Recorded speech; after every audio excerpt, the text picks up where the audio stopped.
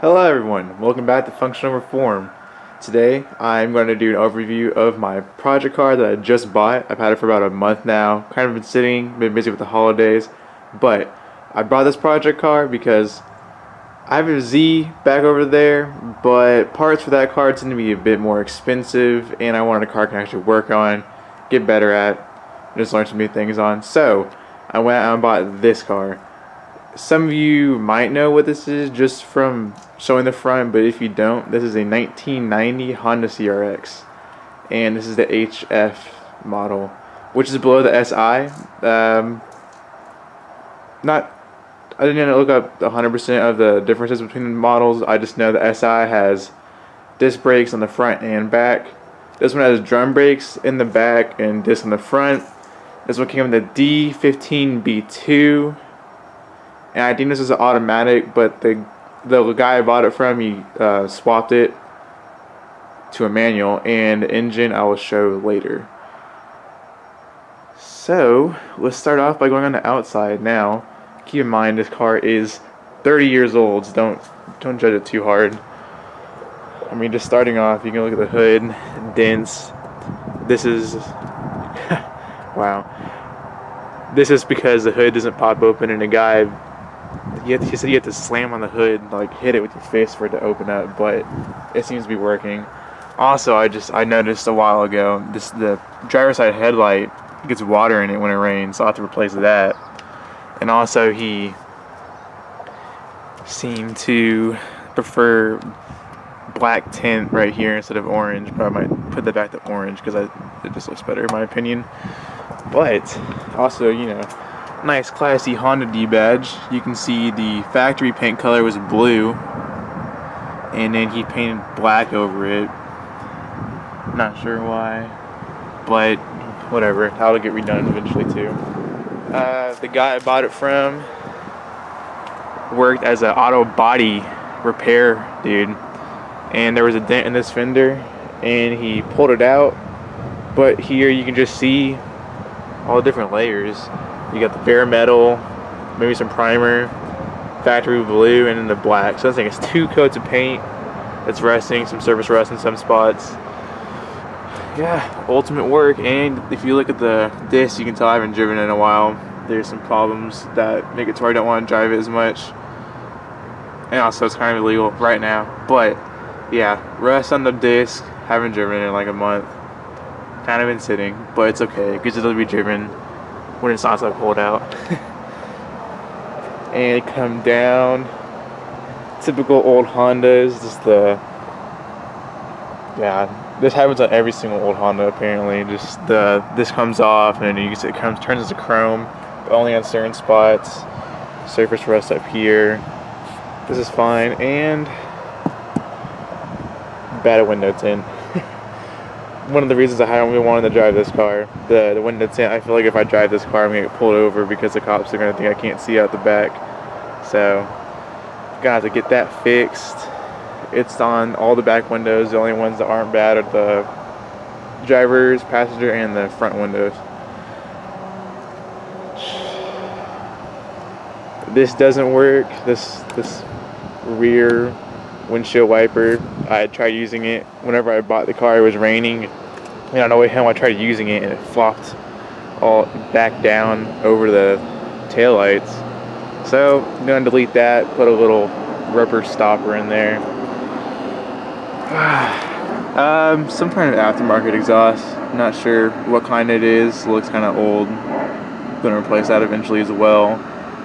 The Honda badge right here is kind of worn.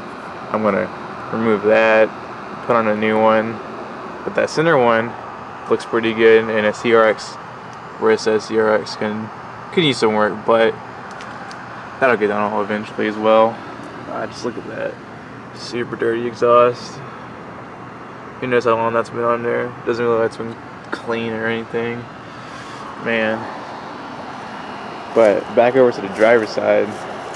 This window's bad as well. Fuel door. Interior about to go in. And he just has a bunch of older stickers on here. I have to remove these as well. Expired tag, another reason I don't want to go driving. But it is COVID, so I could use that as an excuse to why I don't have that fixed. But it's better just to get things done properly. And into the interior of a 30-year-old Honda. Yeah.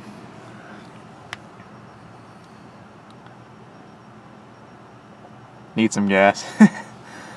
Not sure what that is. It's kind of worn. Gonna use that.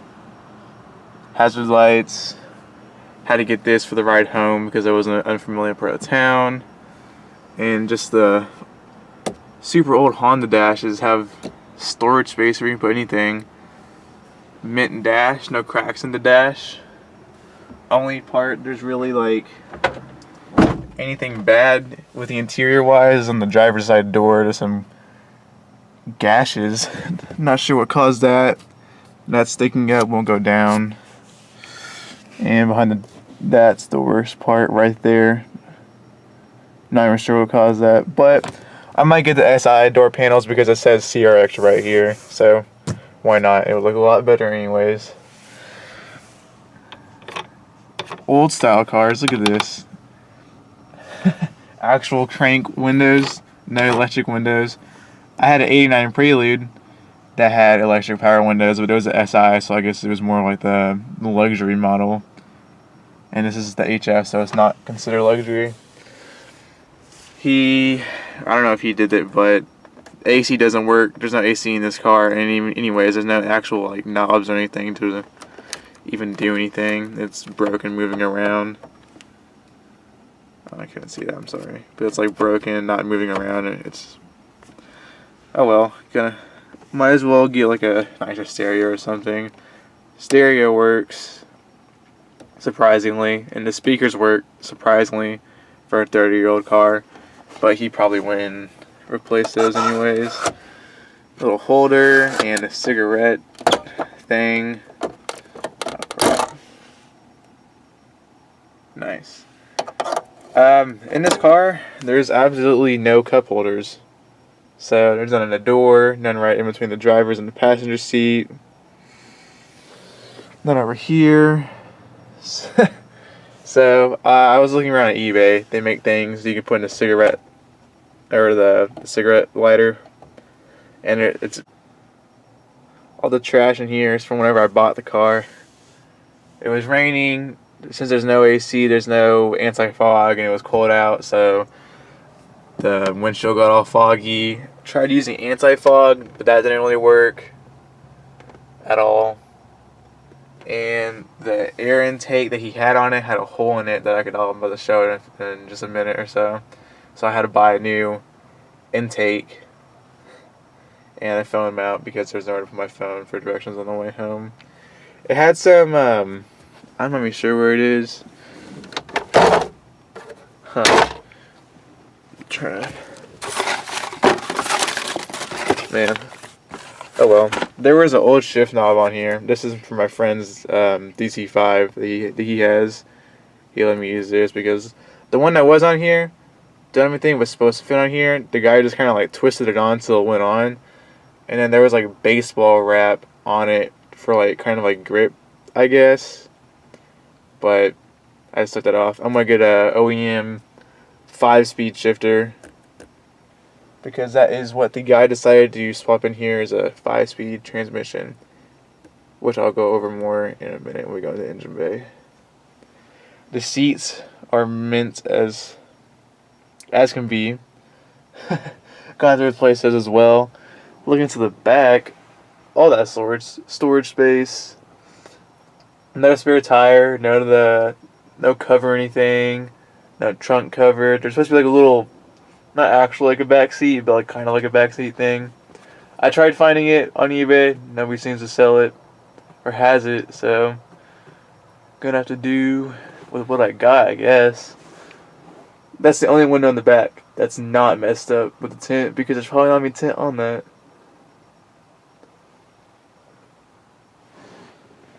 That's pretty much it on the interior. Not too much. It's just a bunch of little storage spots where he has like stuff he was working at. I guess maybe that's the... Oh, cool. That's the climate thing. But no point if it doesn't work. Nuts, bolts, washers, extra stuff. And when you come in here, there's a little storage compartment. The bunch of different trim and stuff, I guess. Extra little half seat belt. It has a lock on it. Doesn't actually work. No. Nobody seems to sell these anymore either. Kind of pointless. Probably swap it out with something else. And then there's storage over there. And also on this side as well. But not too hidden if somebody was really trying to find anything, they would find it. So but let's go to the trunk. All these older Hondas seem to have this. Kind of like it. Feel trunk. And this one doesn't have it. My old Prelude had a lock, so you can lock it from the interior. But this one doesn't seem to have it, which is okay.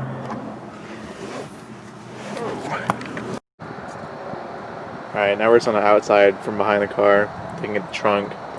Basically the same thing we already saw. That's the only thing that needs to be worked on is the struts are out, so I'm going to buy new ones. They're like $10, $11 for one, so not that big of a deal. He was using the guy I bought it from was using his wood plank to hold open the trunk when he had it open. He said he daily drove it, so that's good. At least we know it's on the sink for a while. But definitely needs some work, so I have to be doing that. But the last thing we have to look at is the engine bay, so let's go do that real quick. So the guy I bought it from, he made it seem like it was a two-man job where he had to hit this really hard for the hood for the hood to pop open, and that's what he did whenever I was looking at it. But the past like 3 times I popped open the engine, it's opened just fine. So here it is. The engine in my 1990 Honda CRX. This isn't from factory, this is aftermarket. They're not aftermarket, but like, he got swapped in. Let me put the the hood prop up, and then we're gonna take a closer look in the engine bay. Alright. Don't know if you can see that too well, but it is a B16A JDM motor. There's no number after the A, so it's JDM. And he said it is a E1 transmission, or a transmission from a 99 or 2000 Civic Si. But from what I saw, or when I was told, there's supposed to be a green stamp on the transmission, but it's supposed to be right next to where the engine stamp is, but I don't see it. And also there's supposed to be like a sticker that lets you know what kind of transmission you have, but I'm not seeing that either. So I'll have to look into that and see what kind of transmission I have, because the clutch gets kind of stuck sometimes. Makes it hard to, not hard, but just a bit more annoying to go through the gears as you want. He said he got a newer distributor cap and wires for the spark plugs. Whenever I bought it, I had to get a new battery pretty much right away. I was only able to drive it home because he used a new battery to start it and then put the old battery in. This is a newer one. And there is the new air filter. The battery gets in the way. I'm going to move the battery to the trunk. That way I have more room. I'll have all this room right here for a filter. That way I don't have to like... So I got the battery right here. There's like no room at all for a filter unless I got like a short ram filter. But short rams aren't good necessarily, aren't the best, because you're just sucking in hot air. Because it's right here. A short ram in like right here, instead of it would just be sucking in hot air, and I don't want that. But I'm also not gonna get like one of those filters that goes right down by the road because you suck in water, and that's not good either. I had a heat shield on the manifold, took that off. I'm gonna get the aftermarket manifold eventually because that one was bad. The VTEC solenoid looks old, worn down. I'm gonna replace that as well. What else? Yeah, there's no power steering, no AC. He deleted that. I'm not sure if he wanted to turbo it or not, but now it's a option since he deleted all that stuff. I'm gonna go with a smaller radiator and just have like one of the half ones for the actual engine because you need that. And I plan on turboing this eventually, but that is a long ways down the road. Man. Let's see, the first body panels we'll have to replace is the hood, because if you just look at the hood, it's propped up right now and it's like leaning over to the side. There's a dent in the driver's side. You can see right here. So I'm just gonna go through and replace the hood, both the fenders. Have to make this thing look good. Can't leave it looking all bad. It's a classic after all.